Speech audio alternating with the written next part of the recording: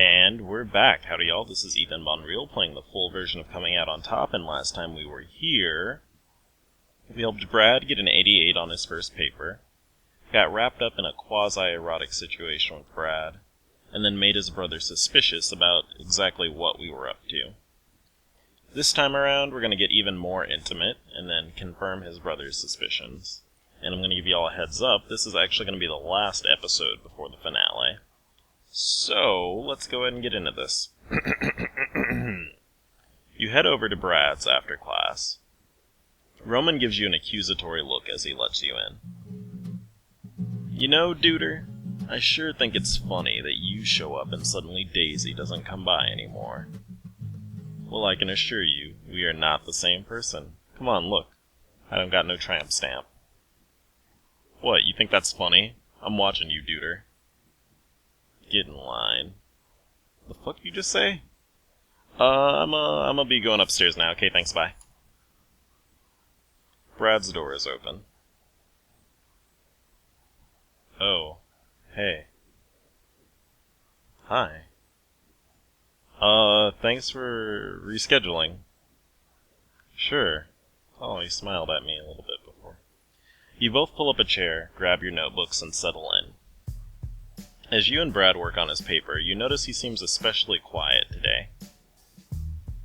More than once, you look up to see him staring at you, his eyes scanning your face, your arms, your hands, and your body. As soon as your eyes meet, he looks away again, grinning. Oh my, I'm getting a little bit of a blush going on here. All the while, warmth rushes across your chest, creeping up to your neck, and up to your cheeks. The ones on your face, by the way, in case you were wondering. You make slow progress. What's on your mind, Brad? Do you have any questions about this material? He leans towards you, eyes twinkling. Oh my, Brad, please. Actually, I was thinking maybe we could take another break. Oh my, looks like Super Swag is a little getting bothered here.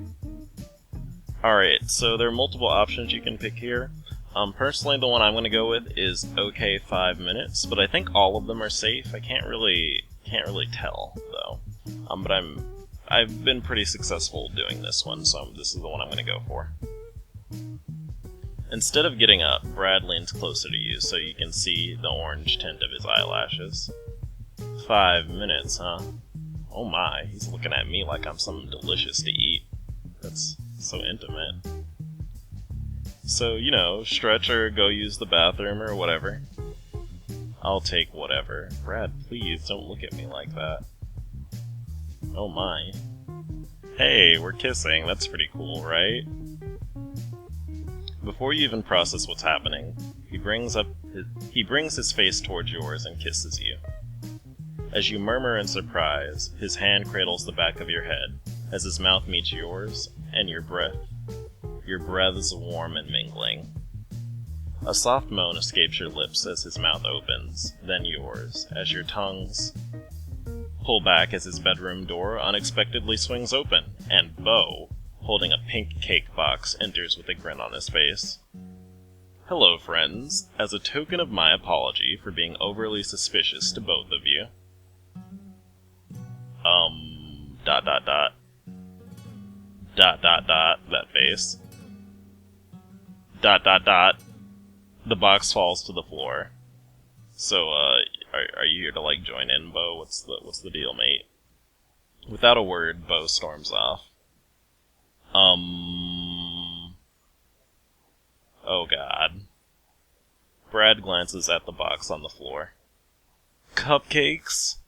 Why did Beau suddenly decide to barge in here with a dozen cupcakes? Oh shit. What do you mean, shit? I said he should acknowledge your efforts and appreciate them. Brad puts his face into his hands. I'm so sorry. I didn't really suggest cupcakes. Maybe just a real cake, but whatever. Brad groans. You hear a door slam down the hall. Oh god, I better go talk to him. Brad bolts through the door. Alright, so we have a dilemma here. There are some perfectly fine cupcakes, not one, but 12 of them, just sitting there not being eaten. eaten, and that is some sort of crime. Or we could not eat the cupcakes and have a severe lack of yummy in our diet. So I'm gonna show you what happens if you actually eat the cupcakes. We're gonna do this. Eat a cupcake while you wait. You pick up a cupcake. Not bad. A little heavy on the frosting, but you could use a glucose boost right about now. You polish it off and start on another. First of all, before I even get ahead of myself, there is no such thing as too much frosting on a cupcake. Otherwise, it would just be a muffin, which is a whole nother beast. Anyway, he's not opening his door. What the fuck are you doing? Eating a cupcake? Beau's flipping out, I'm flipping out, and you're eating a fucking cupcake? The chocolate ones are pretty good.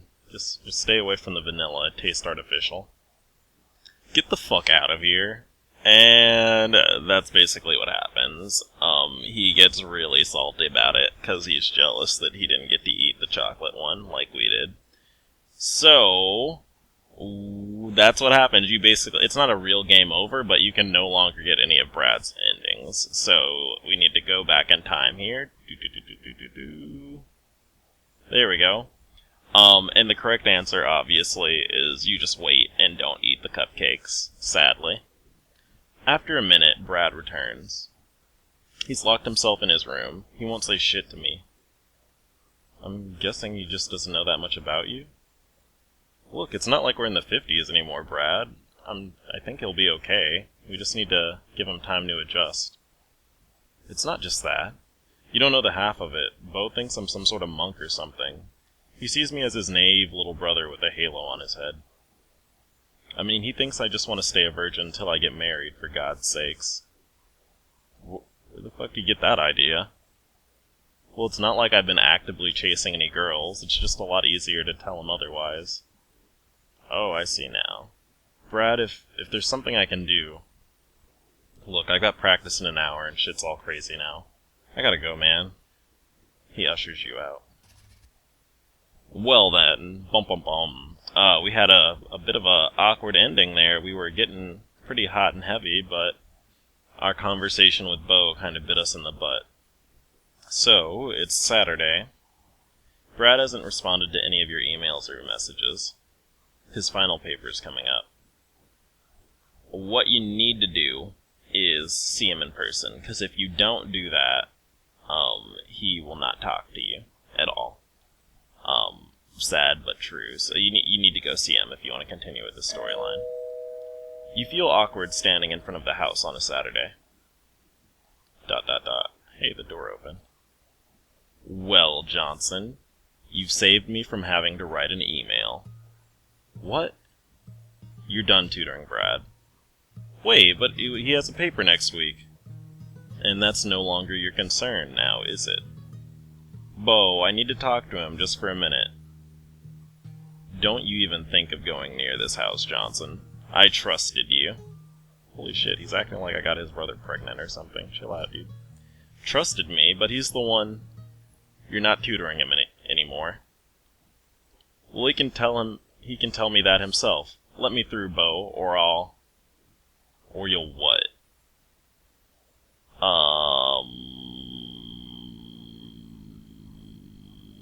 This is the correct answer. If you do this one, I think he'll, just laugh at you and then leave. So you should do this one. I'll tell you when I think of something appropriately threatening, yet legal, and within my physical limitations. Because if you remember from your confrontation with Roman, if you fight any of these other dudes in the story, you will just get raffle stomped, because they are, as big as 3 of you put together. Beau takes a moment to reflect. Stop wasting my time. Get the hell out of here. Whew. Well, you finally got some downtime this weekend. In terms of your studies, we're kicking ass. I have a good relationship with Penny, and Ian and I are getting along great. We got $110 in our savings. I'm gonna hang out... Oh, I was gonna hang out with Ian, but that's not the option for this weekend. So, what we're gonna do is study. You spend a few precious hours catching up on assignments. The issues with Brad eat at you all weekend. No email, no message, or call. Ian, why are you half naked? Why are your nipples staring at me? Why are you what are you both doing here? You head over to the kitchen for something to drink. Ian and Penny are making marshmallow quesadilla. What are you? Ian, what are you? God. Hey, you guys, want to go to the game today between us and WSU? Ian, you don't even watch football. Why would you want to go to a preseason game? 3 words. Free foam fingers. If we all go, you can give me yours. That smile is inappropriate because this scene is actually a pretty sly reference to Ian's storyline, and you'll see that later. He's going to be one of the ones I do next. Penny is going to imply he wants to do something not of the Lord with those foam fingers. Anyway, and then what? That's not important. So how about it? Ugh, don't even talk to me about football. Why? What's the matter, Super Swag? Yeah, what's up, dude? You've been pretty mopey lately.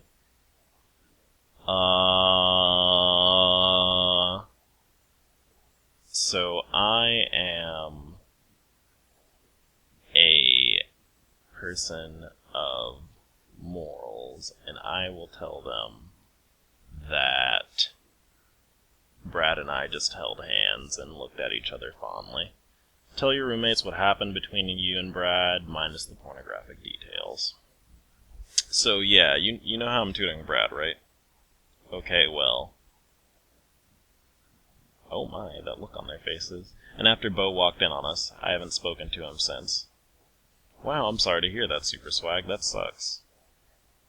You know, I bet it's pretty complicated being involved with someone with all this baggage. Tell me about it, friend. Is this dude even worth all the drama? Alright, so look.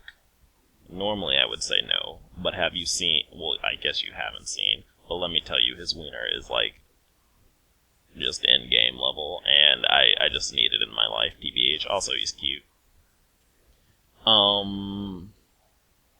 You know what? In retrospect, we actually don't really know that much of his personality, TBH. He just kind of likes us for some reason. Let's see. So, if you say this one, it's actually gonna not give you the best ending. You are going to be resigned to a sexual relationship. So you need to go with this one. And then if you do this one, that basically implies you're not really that interested in him and you won't get the full ending. But he's an asshole, and so's his asshole brother. They all sound like they're aboard the asshole train, headed to non-stop Assholeville. Brad's just a jock who used you to get what he wants. He doesn't give a shit about you. Ian, are you jealous? You sure are making a lot of assumptions here, Ian. You don't even know the guy. I don't have to know him. I know his type. They take what they want and screw everyone else over. Ian bolts out of the room.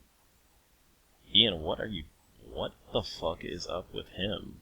And if you, as you can probably gather, and as I've mentioned earlier, Ian will actually get really defensive and moany and pissy if you flirt with other guys, because he has a DL crush on you. But you'll see more of that in a bit here. Anyway, Penny's not sure what the heck's up with him. I'm still trying to figure out why he wants those foam fingers, and again, that's a reference to his storyline. He likes putting things in his butt. Probably best not to ask. Wednesday. Class feels long and pointless today. You decide to head over to the cafe for lunch. You message Penny that you'll meet her there. You're about to head inside when you spot Brad, about to cross the street with 2 of his teammates. He doesn't seem to notice you as you walk past. Brad? Brad! He looks up. He steps away from his buddies towards you. Yeah? You suddenly feel completely stupid. You know, if this happens to you in real life, it actually does not feel that great. Well, men are gross. Your brother, you find yourself at a loss for words. Your paper. Brad seems unmoved. Look, I've been wanting to talk to you. ... Look, I gotta go, Super Swag.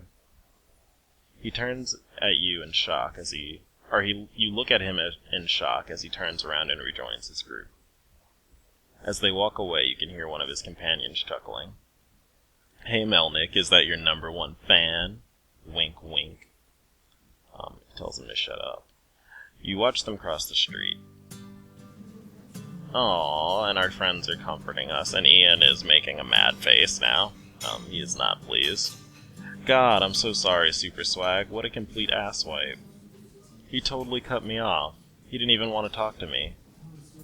At least you won't have to waste any more time on that asshole. The sad thing is, I actually give a shit whether he passes his class. We put all that work into it. Is that pathetic of me? Well, yes, it is, but that's okay. I'm sorry. I'm sorry, Super Swag. I mean, I still have all these notes on his outline I wanted to give him. He's got a major paper due tomorrow.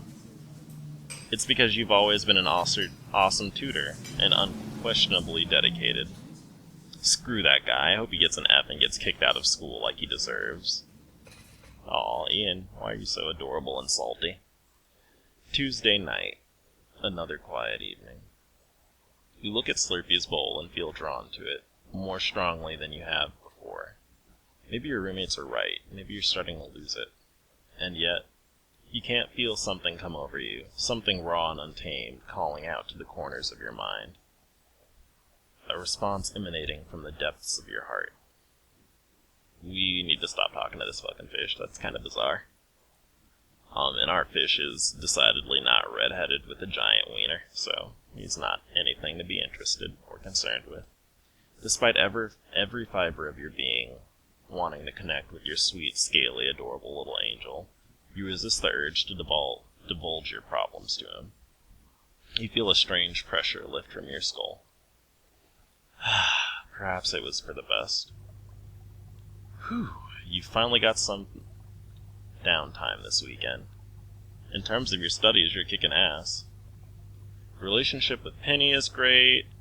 Recently, Ian and I are getting along. And finally, we got $110, much like last week. What do you do with this extra time? We are going to spend this time with Ian, so we improve his attitude towards us. So first you and Ian hit the mall, casual basics are on order as you whip from store to store, trying on everything, giggling like fools at an unfortunate butt sag or too large shirt. From there you invade downtown. Second-hand vintage to give you that rugged edge and genuine authenticity.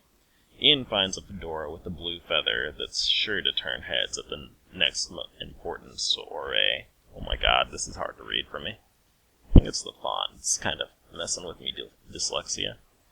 Anyway, you rock a 1950s leather bomber that, unbeknownst to you, a 17-year-old named Stevie Thomas, son of Theodore and Wanda Thomas, died in after a motorcycle accident. But you think the scratch marks on the shoulder make it look kind of cool. It's pretty morbid. Alright.